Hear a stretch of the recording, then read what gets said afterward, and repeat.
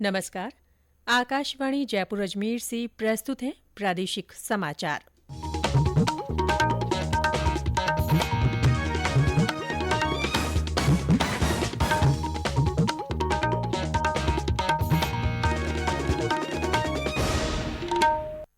मुख्य समाचार। राष्ट्रीय खेल दिवस पर आज से प्रदेश में राजीव गांधी ग्रामीण ओलंपिक खेलों का महा आयोजन। मुख्यमंत्री अशोक गहलोत जोधपुर से करेंगे शुभारंभ। केंद्रीय कृषि मंत्री नरेंद्र सिंह तोमर ने कहा, सरकार देश में जलवायु परिवर्तन के अनुरूप नई तकनीक विकसित करने पर ध्यान दे रही है। लोक देवता बाबा रामदेव का लक्खी मेला आज से शुरू। कानून व्यवस्था और यात्रियों की सुविधाओं को लेकर प्रशासन सजग। और एशिया कप T20 मैच में भारत ने चिर प्रतिद्वंदी पाकिस्तान को 5 विकेट से दी करारी शिकस्त। प्रधानमंत्री ने टीम इंडिया को बधाई दी।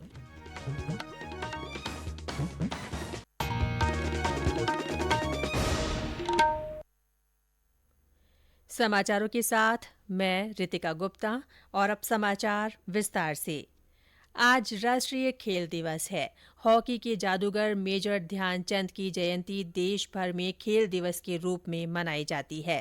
प्रधानमंत्री नरेंद्र मोदी ने देशवासियों को खेल दिवस की बधाई देते हुए मेजर ध्यानचंद को श्रद्धांजलि अर्पित की है। एक ट्वीट कर उन्होंने कहा कि हालिया कुछ साल देश के लिए खेल के क्षेत्र में महत्वपूर्ण साबित हुए हैं। उन्होंने आशा जताई कि ये क्रम आगे भी बना रहेगा। खेल दिवस पर राज्य में आज से राजीव गांधी ग्रामीण ओलंपिक खेल शुरू हो रहे हैं। हर उम्र के लोगों को खेलों से जोड़ने के लिए अपनी तरह का ये अनूठा आयोजन 5 अक्टूबर तक चलेगा। मुख्यमंत्री अशोक गहलोत जोधपुर की लूणी पंचायत समिति के पाल गांव में राजीव गांधी ग्रामीण ओलंपिक राज्य स्तरीय खेलों का शुभारंभ करेंगे। प्रभारी मंत्री अपने जिलों में इन खेलों की विधिवत शुरुआत करेंगे। ग्रामीण ओलंपिक खेलों के लिए लगभग 30 लाख लोगों ने पंजीकरण करवाया है और 2 लाख टीमें बनाई गई है। इन खेलों में सभी आयु वर्ग के लोग हिस्सा ले रहे हैं। 12 सितंबर से उपखंड स्तर पर और 22 सितंबर से जिला स्तरीय मुकाबले आयोजित होंगे। ग्रामीण ओलंपिक खेलों के तहत kabaddi, shooting, volleyball, tennis ball, cricket और खो खो प्रतियोगिताएं होंगी। खेल मंत्री अशोक चांदना ने सभी से सकारात्मक खेल भावना के साथ खेलने का आह्वान किया है।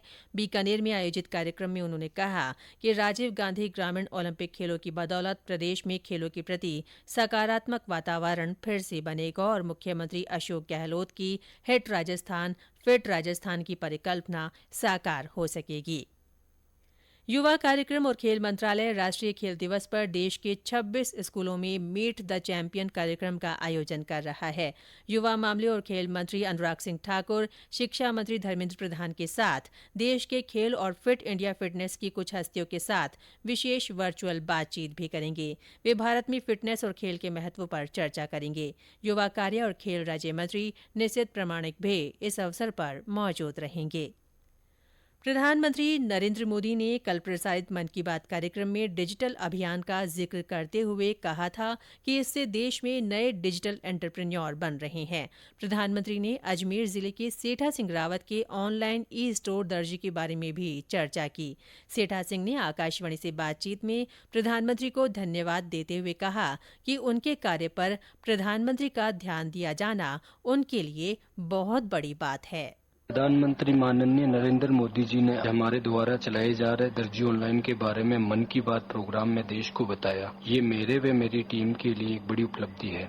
इसके लिए मोदी जी का शुक्रिया अदा करता हूँ। मैंने लॉकडाउन के दौरान मोदी जी के वोकल फॉर लोकल के नारे पर अमल करते हुए सीएससी के साथ जुड़कर गारमेंट्स का काम शुरू किया। हमने लॉकडाउन में हमारे गाँव में महिलाओं को हमारे साथ जोड़कर उनसे मास्क और पीपी किट बनाना शुरू किया और सीएससी ग्रामीण ई स्टोर के माध्यम से हमने 2 लाख मास्क और 1000 पीपी किट बनाकर पूरे इंडिया में सप्लाई किया। अभी तक हमने 100 से ज्यादा महिलाओं को रोजगार उपलब्ध करवा रहे हैं और अगले 3 वर्षों में 500 महिलाओं को और हमारे साथ जोड़कर रोजगार उपलब्ध करवाएंगे।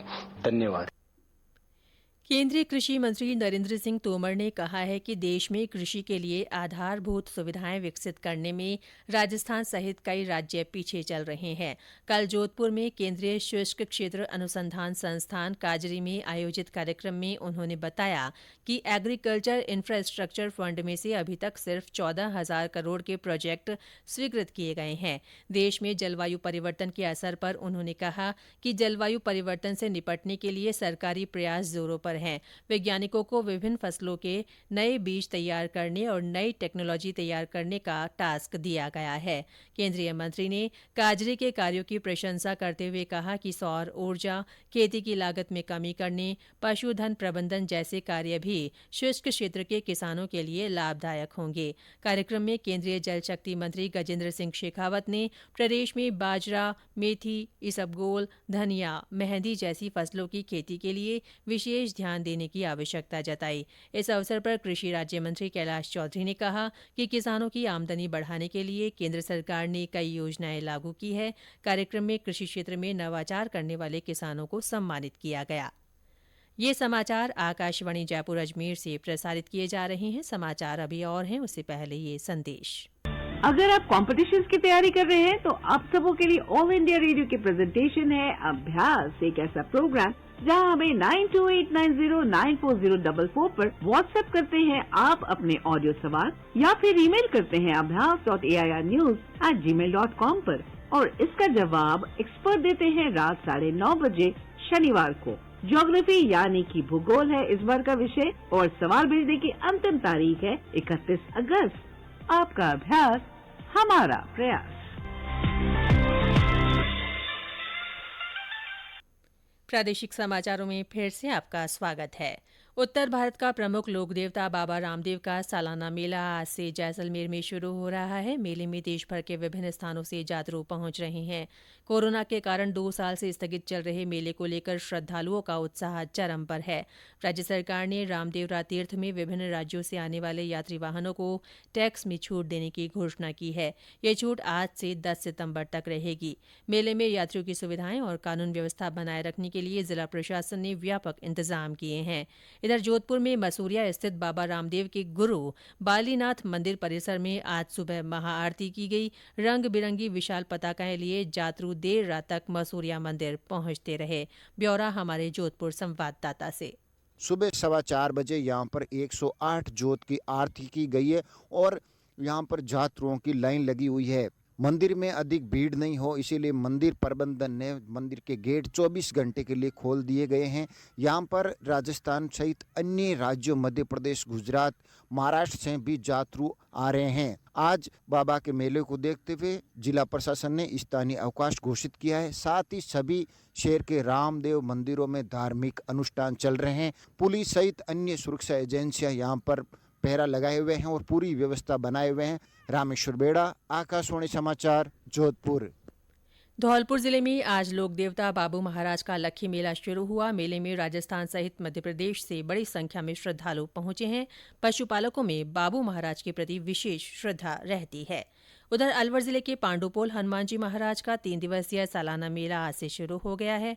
करीब 5000 साल पुराने इस मंदिर में अलवर और आसपास के जिलों से बड़ी संख्या में श्रद्धालु पहुंचते हैं।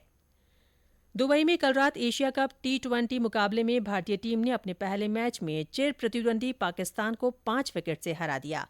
पाकिस्तान की टीम पहले बल्लेबाजी करते हुए एक गेंद शेष रहते 147 रन पर ऑल आउट हो गई। भारत के लिए भुवनेश्वर कुमार ने 4 विकेट लिए जबकि हार्दिक पांड्या ने 3 और अर्शदीप सिंह ने 2 विकेट लिए। इसके बाद मैदान पर उतरी भारतीय टीम ने 19 ओवर और 4 गेंदों में 5 विकेट के नुकसान पर लक्ष्य हासिल कर लिया।